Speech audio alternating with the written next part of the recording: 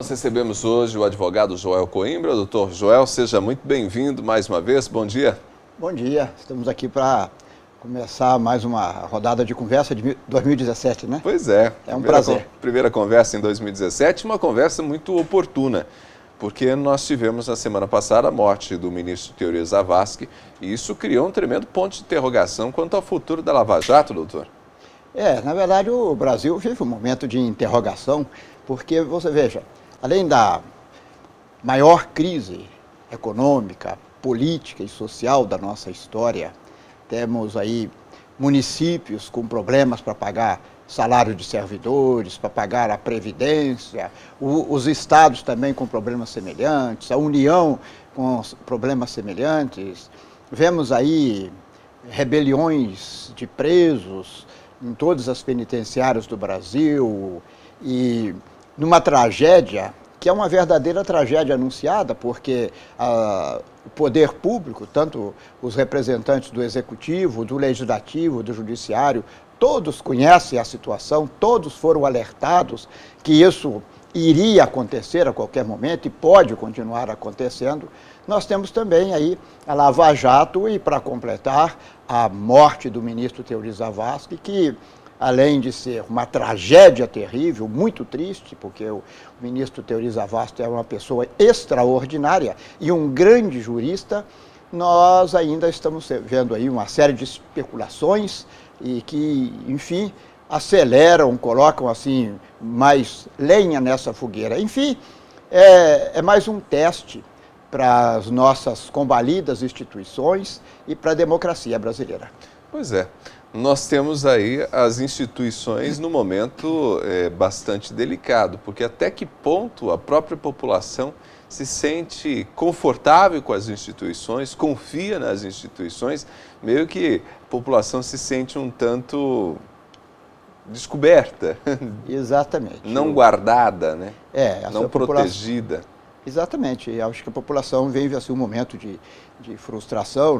Eu sou daquela geração que viveu aquele tempo de 64 e nós tínhamos uma grande esperança, né, com a retomada do poder civil, mas vimos que o sistema democrático, ele apequenou a ideia de democracia, porque ela ficou reduzida àquela questão menor do direito de votar e ser votado, mas nem esse aspecto ele está realizado de maneira, não vou dizer nem da sua plenitude, mas de maneira adequada, porque ela só permite que algumas pessoas sejam eleitas. Não é todo cidadão que pode se candidatar, que pode se candidatar em condição de ser eleito.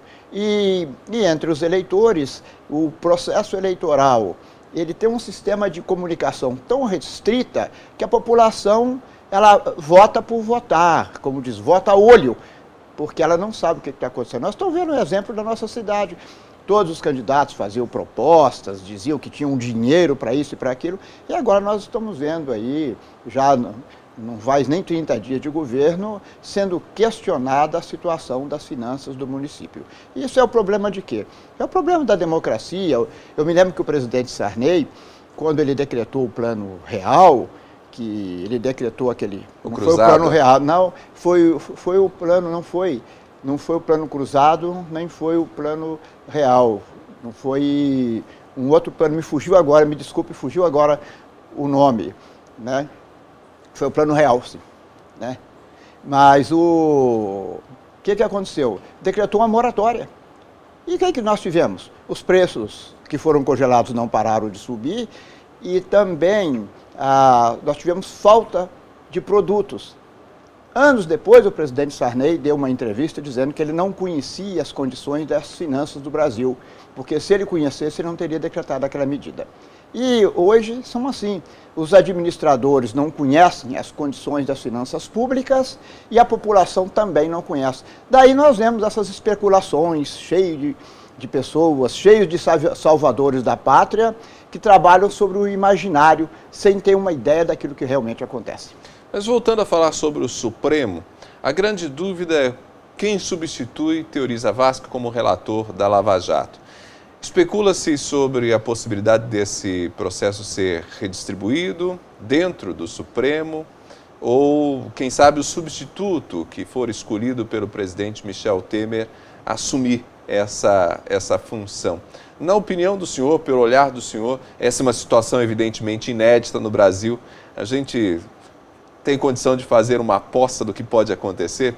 Apostar pode, não dá para dizer o que vai acontecer. Mas uma aposta. É porque os ministros do Supremo também, eles têm essa dúvida. Eu vi ontem, já ouvi várias entrevistas, entre elas uma recente do ministro Marco Aurélio, ontem na hora do almoço, e tratando dessa questão. Realmente existe possibilidade da ministra Carmen Lúcia avocar o processo, ela poderia fazer isso, mas acredito que não fará. Até avocar o processo seria o que? Se avocar o processo, chamar para ela essa atribuição, ficar com o processo e ela ser... Ela poderia fazer isso. Poderia. Mas ela, além da função judiciária que ela exerce, ela tem a função administrativa de presidente do Supremo Tribunal Federal. Eu penso que ela ficaria sobrecarregada e sem contar que mesmo na condição de presidência, pode surgir da Lava Jato alguns incidentes que o presidente terá que decidir. Então surgiria uma questão ali. Então, nesse ponto, no ponto assim das projeções, eu descarto a possibilidade da ministra Carmen Lúcia. Surgiria, então, mais outras duas possibilidades. De redistribuição do processo, que nesse caso cairia para o ministro Celso de Mello, que é nesse quadro aí, ele seria a pessoa ideal. Ele está fora desse turbilhão, dessa discussão, ele conseguiu se manter fora dessas polêmicas que envolvem o Poder Judiciário. Parece um ministro um tanto mais isento, né? E é tremendamente preparado, né? Então, eu diria, se eu tivesse que escolher, colocaria o ministro Celso de Mello. Mas pode também a ministra colocar o substituto do Teori, que eu considero que não seria prudente. Por mais brilhante que sejam os juristas e as pessoas que estão na lista são ministros brilhantes, são profissionais brilhantes, tanto da área da advocacia como da área da magistratura, mas ele vai chegar ali, ele vai ter que tomar pé da situação, ele vai ter que estudar essa questão, enfim, vai começar do zero a avaliação. Sem contar que já chega com um ponto de interrogação também em relação à idoneidade ou isenção, porque será indicado pelo presidente Michel Temer. Exatamente. Todos são indicados por alguém. Quer dizer, nesse ponto, quem não é indicado, quem não for indicado pelo Temer, nós temos lá quem foi indicado pela presidente Dilma, pelo presidente Lula, temos quem foi indicado pelo presidente Fernando Henrique Cardoso, temos quem foi indicado pelo presidente Collor, que é o Marco Aurélio. Né, Marco Aurélio, né? O Celso de Mello foi pelo Sarney e assim por diante. Então, todos eles são indicados pelo presidente da República, disso nós não vamos fugir. Né? Mas eu penso que, no meu ponto de vista, a indicação ideal deveria recair no Celso de Mello. Aí pelo menos, eu ficaria tranquilo nesse ponto. Como cidadão e como alguém que trabalha com o direito, se sentiria confortável. Sim, exatamente. Seria bom para o Supremo Tribunal Federal, seria bom também para os brasileiros, que ficariam mais tranquilos. Doutor Joel, satisfação recebê-lo mais uma vez, sempre muito bem-vindo. Muito obrigado. É um prazer sempre que eu posso vir aqui dialogar com você e com todos os seus telespectadores. Doutor Joel Coimbra conversou com a gente nesta manhã e assim nós encerramos mais uma edição do Ponto Com News. Excelente dia para você. A gente se fala amanhã. Ponto Com News. Oferecimento Executivier Táxi Aéreo. A qualquer hora, em qualquer lugar.